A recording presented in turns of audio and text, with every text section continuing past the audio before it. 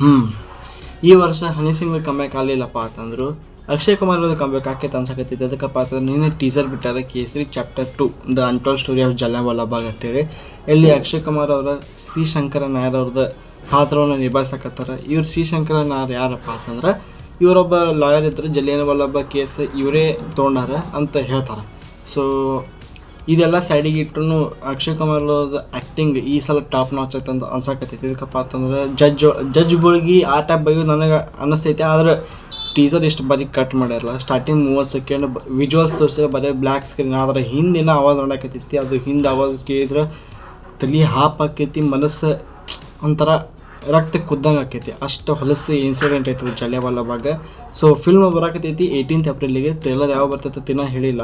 ಆದ್ರೆ ಈ ಫಿಲ್ಮ್ದ ಮ್ಯೂಸಿಕ್ ಏನು ಈ ಟೀಸರ್ದಾಗ ಏನು ಹಾಕ್ಯಾರಲ್ಲ, ಗೋಸ್ ಬಂಬ್ಸ್ ಕೊಡ್ತೈತಿ ಫಸ್ಟ್ ಪಾರ್ಟ್ ಟೈಪಿಗೆ.